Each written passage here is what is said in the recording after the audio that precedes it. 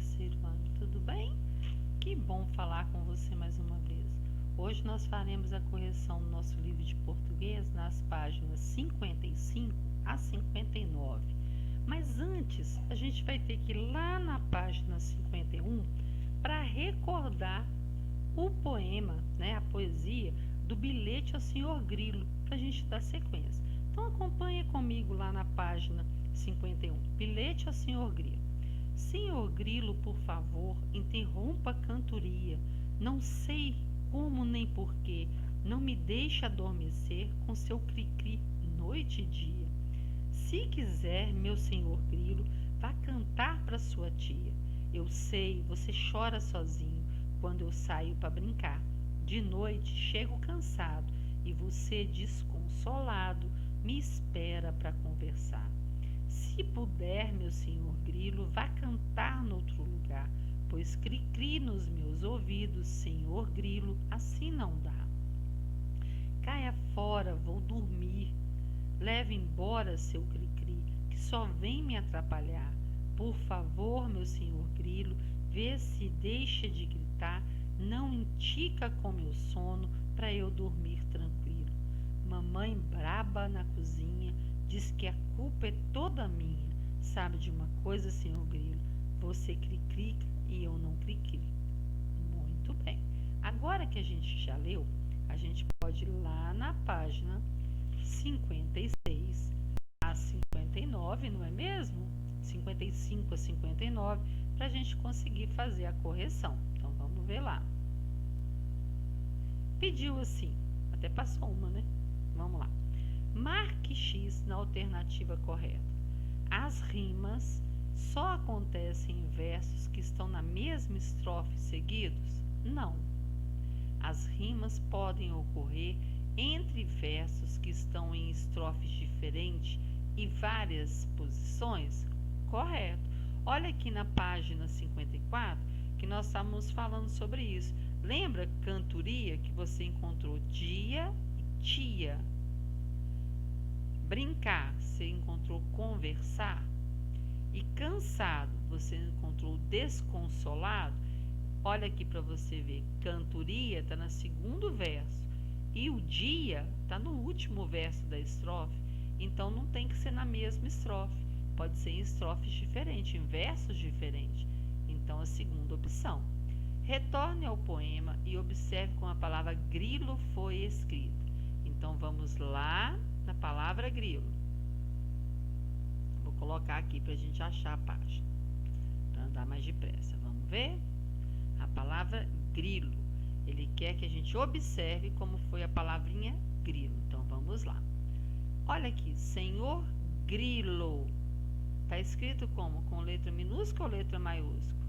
Letra maiúscula. Então vamos ver lá o que tem a ver com a palavrinha grilo. Vamos ver o que está perguntando para nós na palavrinha grilo. Vamos observar o que está sendo perguntado. Retorne ao poema e observe a palavra grilo foi escrita. Jóia, já fomos lá e observamos. A primeira letra da palavra grilo é maiúscula ou minúscula? É maiúscula. Muito bem. Por que essa palavra foi escrita dessa forma? Olha o que o mascote está falando. Lembre-se dos casos em que usamos letra maiúscula e minúscula. O que está querendo dizer aqui com o grilo? Senhor grilo, tá falando com a letra maiúscula lá no poema. Mas grilo não é um substantivo comum? Não é um substantivo comum? Sim, é um substantivo comum. Ela está maiúscula porque é um animal específico, ele está falando diretamente com ele. Como ele não sabe o nome dele, é como se ele estivesse chamando a atenção. Então, ele colocou com a letra maiúscula por causa disso, transformando esse grilo em substantivo próprio, uma vez que ele não sabe o nome do animalzinho para ele poder chamar. Por isso que ele fez isso. Tá? Depois, o poema Bilhete ao Senhor Grilo tem esse título porque é um poema que apresenta versos, rimas e estrofes? Não. Dá um recado em forma de poema? Sim. ele dá um recado para ele explica que ele não consegue fazer o cri-cri como ele faz, que a mamãe tá brava, ele dá vários motivos para ele parar de fazer o cri-cri lá para ele poder dormir. Quais são as outras formas de escrever um recado que você conhece? Nós podemos escrever com o bilhete, nós podemos até fazer uma carta, dependendo do recado, não é verdade? Muito bem. O e-mail. O poema é um gênero textual que usa muitos recursos da língua para dar beleza, som e imagem a diversos assuntos. Cada linha do poema é um verso e cada grupo de verso é uma estrofe. Uma das maneiras de dar som ao poema é o ritmo. O ritmo é uma mistura de palavras com sons fortes, fracos e pausas, e é possível perceber o ritmo quando se faz a leitura do poema em voz alta, porque os sons aparecem na fala. Além do ritmo, a maioria dos poemas tem rimas. A rima é a repetição de sons no final dos versos de um poema. Muito bem, então vamos dar sequência à nossa correção. Agora, já na página 56, está falando assim: o bilhete é uma das formas de escrever um recado. Ele é um texto com mensagens simples, breves, utilizando geralmente uma linguagem informal. Pode ser usado para fazer um convite, solicitar ou avisar algo. Em alguns casos, podemos dizer que as mensagens enviadas por diversos meios, inclusive por aplicativos de tablets e smartphones, possuem características bem semelhantes. Então, vamos ver aí. Oi, Thaís, tudo bem? Chegou pelo correio o livro que você estava esperando. Deixei no seu quarto. Tô indo deixar os meninos na escola. Hoje começa a feira de ciências. Eles estão ansiosos, querem chegar mais cedo para organizar a exposição. Beijo, até mais tarde. Aí a resposta. Oi, Patrícia, tudo bem? E com você? Vi sua mensagem agora, cheguei agora em casa. A encomenda era mesmo o livro que estava esperando. Imagina a empolgação dos meninos. Ainda bem que você foi com eles para ajudar. Mande fotos. Um beijo, até mais tarde. As mensagens trocadas entre a Patrícia e a Thaís se parecem com bilhetes? Por quê? O que vocês acham? Sim, parecem com bilhetes, porque elas dão o quê? Informações. Elas dão informações e são breves, são rápidas, não são mensagens muito demoradas, por isso que elas se parecem com bilhete. O que foi comunicado na mensagem de Patrícia para Thaís? Que o livro dela chegou e que ela estava saindo com as crianças para ir para a escola, para a feira de cultura, né? No caso, a feira de ciências. Quais palavras usadas nas mensagens lembram a linguagem oral falada, que a gente usa muito, que a gente chama de gíria? O tava, né? Muito usado. Tô, tão, pra, agorinha, ainda, se. Não é verdade? São aquelas palavras que não são escritas no português correto. Depois, além do texto escrito, quais elementos ilustram as mensagens? O que eles significam? Aqui no caso, ó, tem os emojis, tá vendo? Foram usados os emojis, que vocês adoram usar, né? Pois é, os emojis. As imagens, elas representam através dos emojis o que? Os sentimentos, né? O que a pessoa gosta, né? A satisfação em receber a mensagem, não é verdade? Que é muito bacana. Mandando beijo, ela está sendo carinhosa com a pessoa. A linguagem usada por Patrícia e Thaís é formal ou informal? É informal. Por quê? Porque elas abreviam palavras.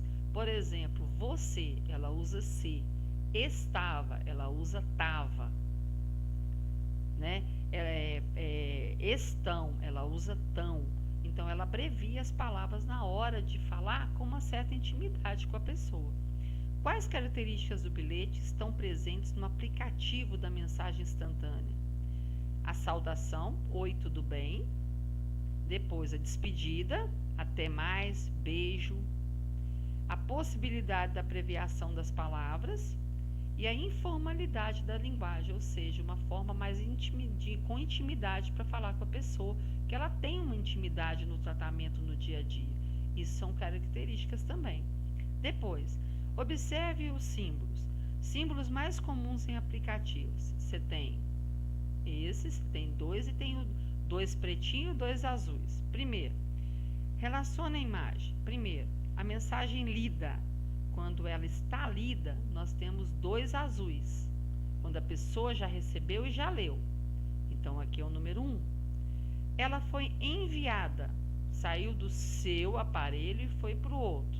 Então, saiu do seu é um só. Então, aqui é o número 2. Chegou no outro aparelho, mas a pessoa ainda não leu, é a recebida. É a número 2. Então, número 1 é a mensagem lida, ela fica azul. Quando você envia a mensagem, ela fica um pretinho só. Saiu do seu aparelho e foi para o aparelho do outro. Chegou no aparelho do outro, são dois pretinhos. Quando tiver azul, é porque a pessoa já leu. Em quais situações você preferia escrever um bilhete e mandar uma mensagem instantânea? Você pode falar, por exemplo, do aniversário de alguém, você pode falar da visita que você vai fazer na vovó, na casa da vovó, você pode confirmar a presença no aniversário do coleguinha se ele te convidou, pode ser várias situações, muito bacana. Agora, o som da letra S. Nós temos aí passado, aviso, conversa, assim, sono, massa, cansado, depressa, senhor, avesso, mesada e pesquisa. Separe as palavras na coluna, escritas com um S só e escritas com dois S. Então, com um S só, nós vamos ter aviso, conversa, sono, cansado, senhor, mesada, pesquisa. Com dois S, nós vamos ter passado, nós vamos ter assim, nós vamos ter massa, avesso, depressa. Muito bem. Agora, separe as palavras que têm som de S, elas são escritas com S, mas tem o som do Z. Então, nós vamos ter palavras com som de S, nós vamos ter passado, conversa, assim, sono, massa, cansado, depressa, senhor e avesso. Não tem problema a ordem, tá? Com o som de Z, aviso, mesada, pesquisa. São os três com som de Z. Muito bem. As palavras a seguir têm o som de S. Separe as sílabas. Então, vamos lá. Olha o que o mascote está falando com a gente. Na separação de sílabas de palavras escritas com SS, cada S deve ficar numa sílaba diferente. A gente já sabe disso, não é verdade? Tanto com SS quanto com o RR. Então, sono. Sono. Senhor. Senhor. Passado. Passado. Escreva uma conclusão sobre o uso do SSS nessas palavras. As palavras têm som de S quando o S vem no começo das palavras e quando são escritas com dois S. Ela vai ter o som de S quando está no início das palavras e quando possui dois S. Muito bem. Leia as palavras abaixo e circule a letra que vem antes e a letra que vem depois do S. Então, conversa, vem antes o R, vem depois o A. Cansado, vem antes o N, vem depois o A. Aviso, vem antes o I, vem depois o O. Mesada, vem antes o E, vem depois o A. Bacana. Existem duas conclusões agora que nós vamos escrever. Os sons de S e Z nas palavras com S. As palavras têm o som de S quando elas estão entre uma consoante e uma vogal. Uma consoante e uma vogal. E vai ter o som de Z quando elas estão entre vogais. Conversar, cansado, avisó, mesada. O aviso e a mesada, o S está entre duas vogais, por isso que tem o som de Z. Então, as palavras que são escritas com S ou SS podem apresentar dois tipos de som. As palavras têm som de S quando a letra S vem no início da palavra, ela é escrita com SS e a letra S vem entre uma consoante e uma vogal. As palavras têm som de Z quando a letra S vem entre duas vogais. Muito bem, não deixe de fazer a sua correção e deixar o seu livro todo certinho. Até a próxima e um grande beijo para você, meu querido.